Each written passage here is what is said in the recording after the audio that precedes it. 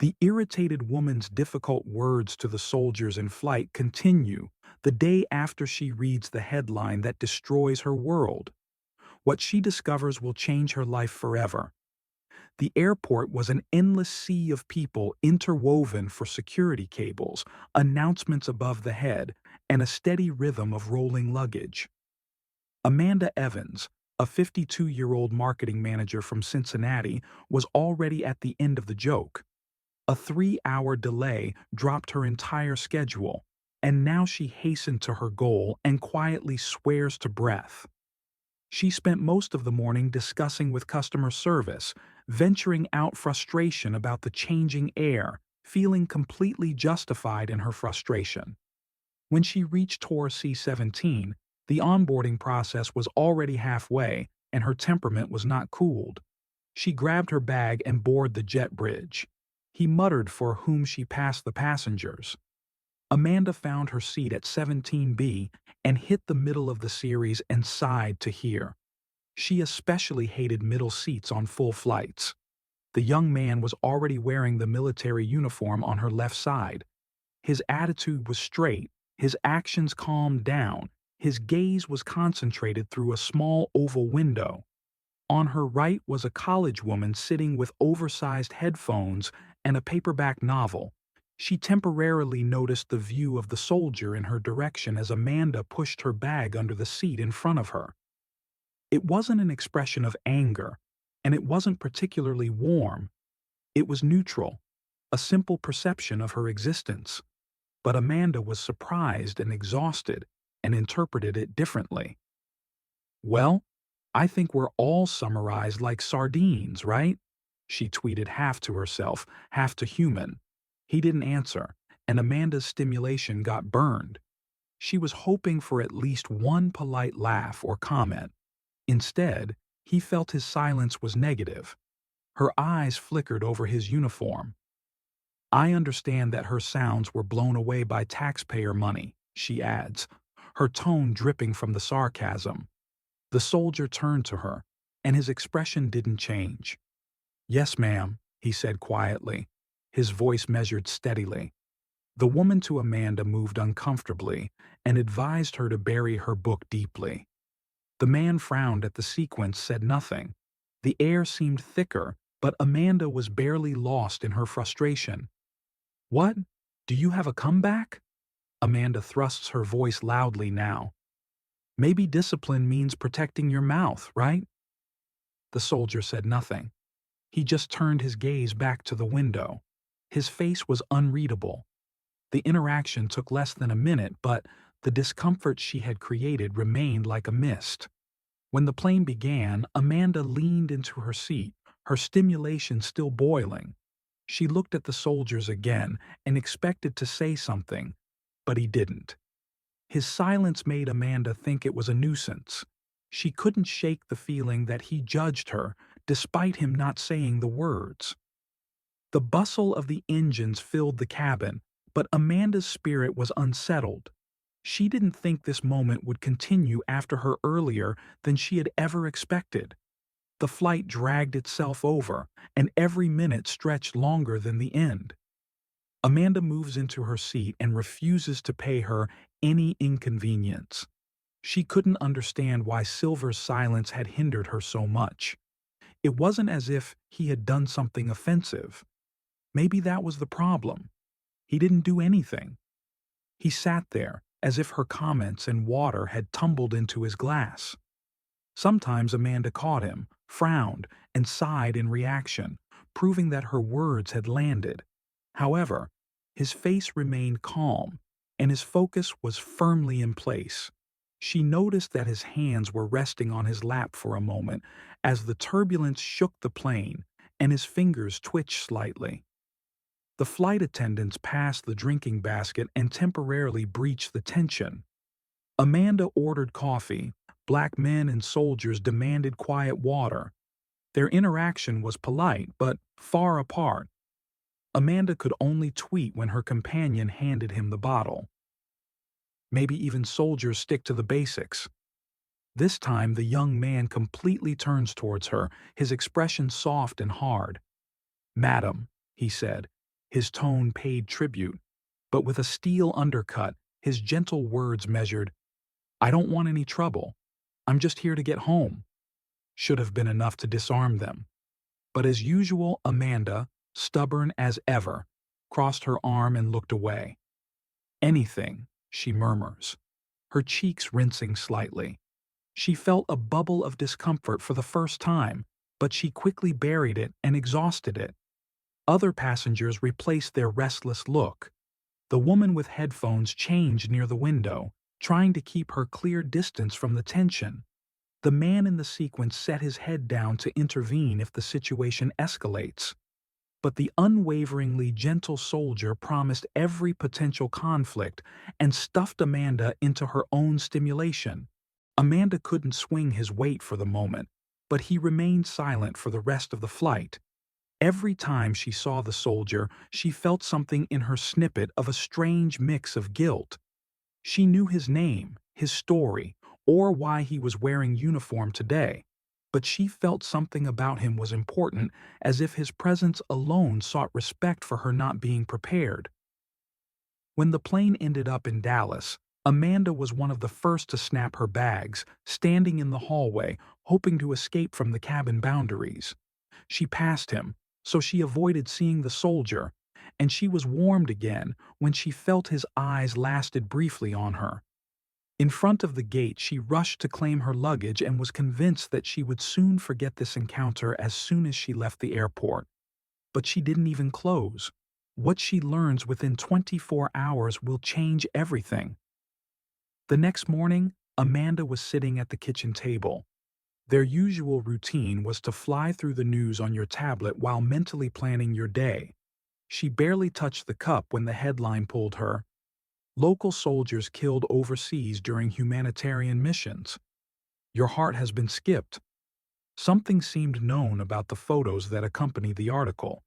She hesitated. Her fingers floated on the screen before reluctantly slapping to open the entire story. Her breathing climbed as the sides were loaded, so she turned around and saw the face of a soldier who had been sitting next to each other a few hours ago. The names below the photo were Private First Class Nathaniel Carter.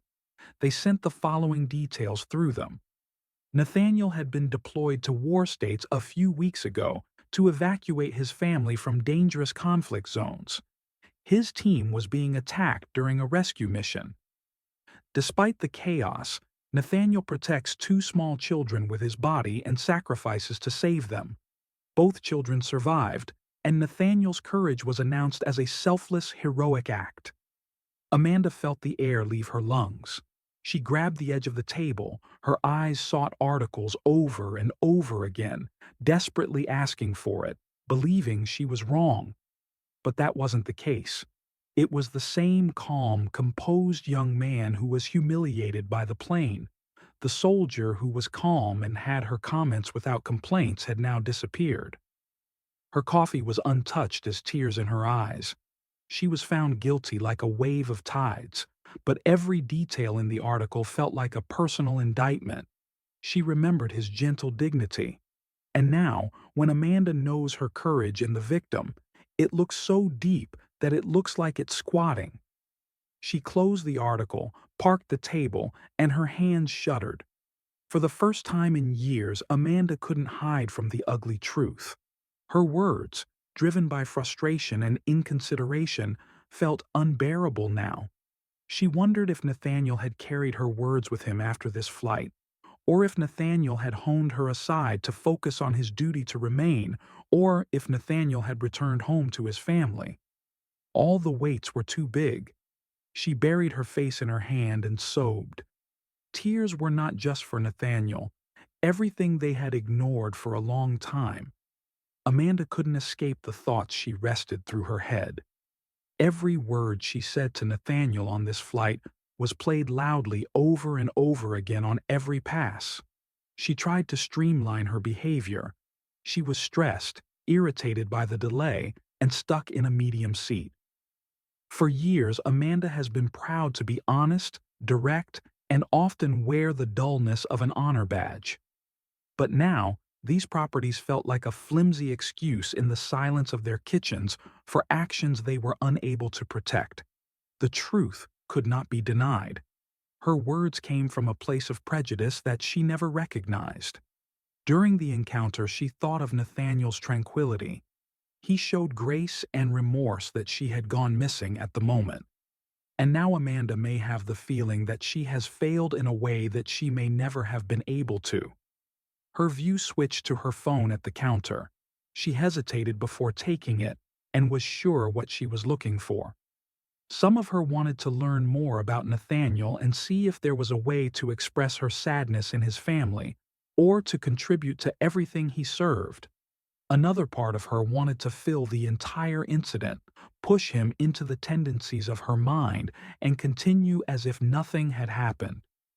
But Nathaniel's face will leave no thought or headlines for her. Local soldiers killed overseas during humanitarian missions. Amanda began scrolling through articles and fragments of Nathaniel's life.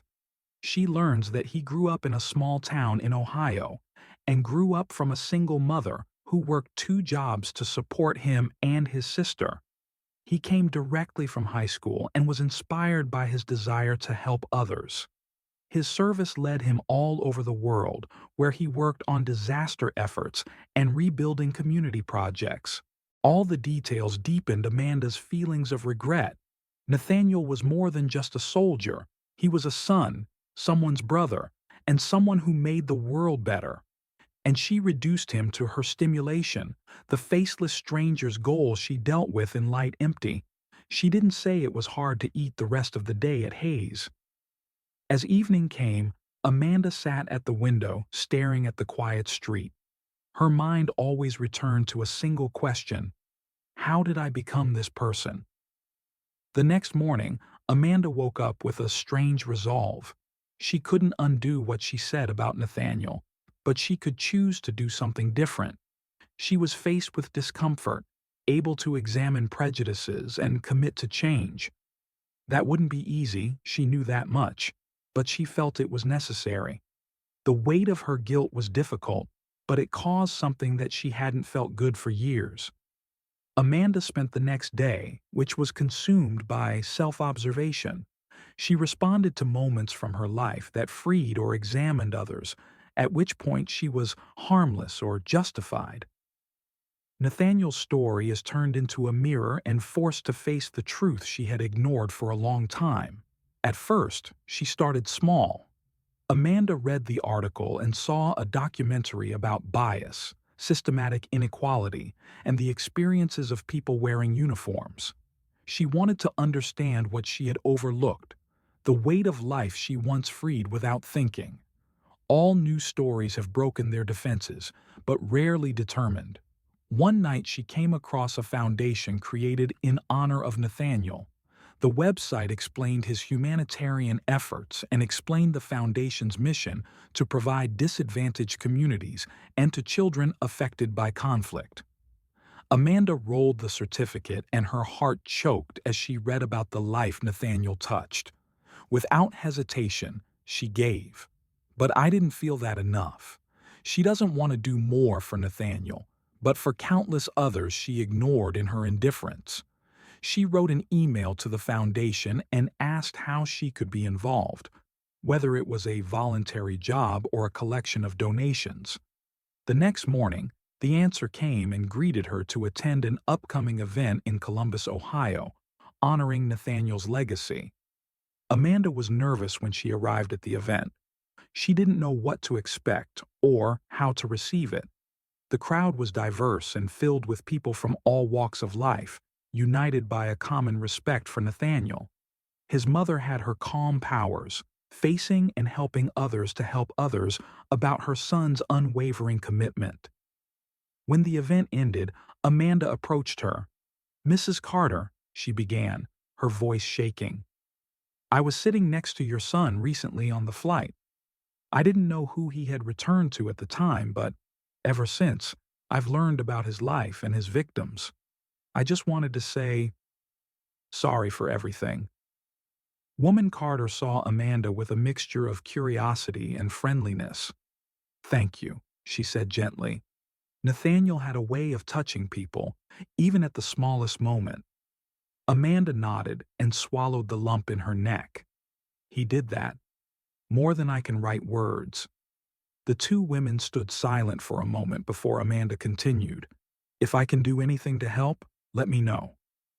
Carter placed her hand on Amanda's shoulder. The best way to honor him is to live with the same sympathy he did. This is a journey you can do.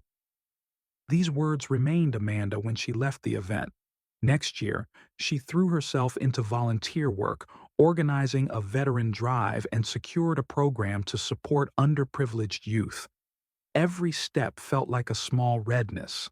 How to regret her in something meaningful. But perhaps the deepest change was how she approached her everyday life. Amanda began to listen more, judge less, and treat every interaction as an opportunity to show familiarity. She knew she could never undo the past, but she was able to shape her future. Nathaniel's story learned a lesson that she would never forget. Every word, every action has weight, and it is never too late to make a better choice. Amanda's journey is a memory for all of us. In moments of frustration and judgment, we often forget about other people's humanity. It takes courage to face our shortcomings and choose another way, but the rewards are immeasurable. Inspire Nathaniel's story to act with kindness, regardless of the situation. If you have moved this story, please share it with others. Continue the conversation and praise people like Nathaniel who remind you of the power of compassion. Subscribe to this channel and move to challenge, inspire, and get better.